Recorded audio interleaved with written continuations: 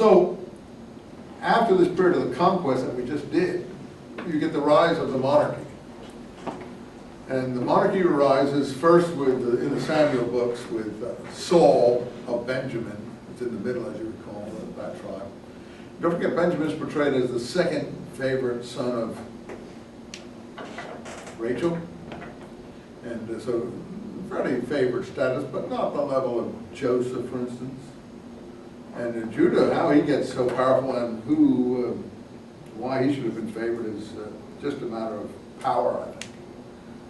He's not presented very positively in the stories. He gets a little bit of assist in the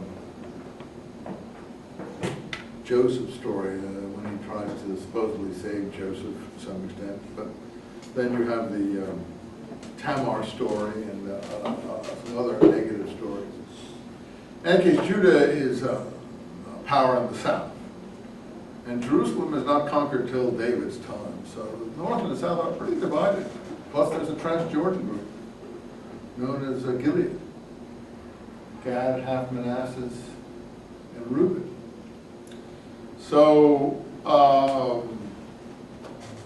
when David, who is Saul's supposedly one of his soldiers and one of his favorites and friend of Saul's son, according to Samuel, which is pretty intimate, and it sounds like there's a lot of truth to it. Saul's son is a very good bowman, and David is his best friend. And he gets killed in battles with the Philistines. Both Saul and Jonathan, the son, get killed. And David manages to escape. He goes and lives with the Philistines, according to the stories, for a while. It's all in the Samuel books. And then he somehow gets a hold of the army and conquers Jerusalem and unites north and south. So for a while he's a big king, he's got a lot of women, has trouble with his sons, and that's all, basically what you're getting in the Samuel books. And then, as I told you, under Solomon, it's not a lot of until on Solomon. But by that time you're around 900 to 950. And then Solomon's son can't hold the kingdom together again, so it splits up again in the north and south. So the southern kingdom is a little more primitive. It's called Judah. The Jew comes from Judah, Yehuda in Hebrew. The Arabs today, when they speak about Jews, they say in Arabic, oh, the Yahud, if the Yahud weren't here, we'd be okay. If the Yahud do this and the Yahud do that. So they actually have the pronunciation of Judah quite right. It's very ancient pronunciation, Yahud, Yehuda. And Yahud is a Arabic plural. They don't really speak about Israel, the Arabs. They speak about the Yahud. And that's the southern kingdom. Now, what happens to the northern kingdom? All these legends of the 10 lost tribes and things like that refer to the northern kingdom and also the Transjordan part of the northern confederation. They disappear somehow. And one of the things they disappear in relation to is the Assyrian conquest. So the Assyrian conquest would be around, mid-700s BC. And, if you've been to the British Museum, anyone been to the British Museum? They got wonderful, wonderful bas-reliefs from the Assyrian capital, Nineveh there. They took them all away. I don't know what point they stole them all. They've got them all there just as well because the Iraqis wouldn't value them anyway. So just look what the Afghans did to the Buddhist statues they had out there. They just blew them up and stuff like that. So, or they would sell them off and stuff. So until they can get control of their society and have some respect for the past, might as well have the British have it. But anyway, the beautiful, beautiful, beautiful statues from Assyria, and it blow your mind. The skill of the craftsmen, the depiction of the battles. They have a lot of military battles. The Assyrians have these big, big beards that are like, all braided and everything. And they're very mighty and very tough, and look pretty nasty. And lopping off heads in some of these bas-reliefs. They're worth looking at. That'll be the 700s, mid-700s BC. And they come into Palestine, and the north falls. But somehow the south, as I told you, miraculously survives partially because of this King Hezekiah, who built a water tunnel. It's called Hezekiah's Tunnel. He's a southern Judean king.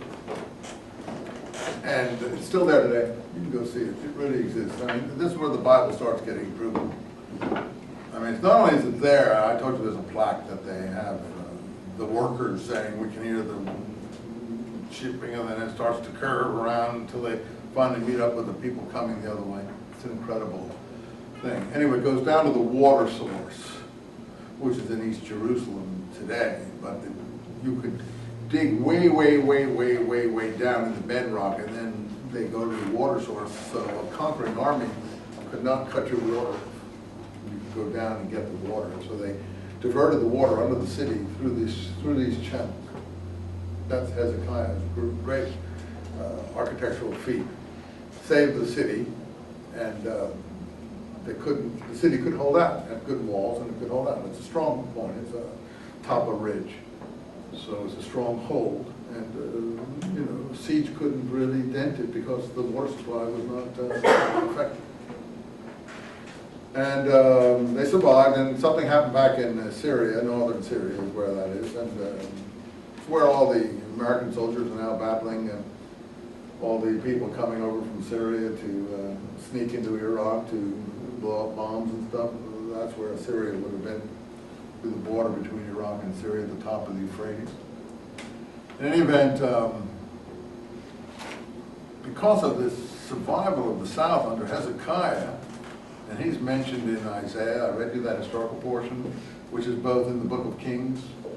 The Book of Kings and Chronicles is just a series of discussion of the different kings, but it doesn't go very deep into their reigns. It just says, oh, and he sinned, or he didn't sin, or he did sin. Some scribe is writing his opinion of whether this king was good or bad, but they don't really go to any depth, not like the early books. So those books really are not something you can really read in a class to any extent. They're something you can read to yourself. But the prophets you can read. And I think the outpouring of written prophecy, Amos is the first one. As you see, Amos was one of the shepherds, it says here, of Tekoa. The visions he had under Uzziah, Jeroboam, and Joash. Now, he doesn't mention Hezekiah, but I think if you look over here to a contemporary of his, so Hosea mentioned Hezekiah? Oh no, he mentions basically the same ones as Amos mentions. What about Micah? He should mention Hezekiah. Let's see. These are all contemporary people. Well, they're all separate, I don't know. Michael in the time of Joah.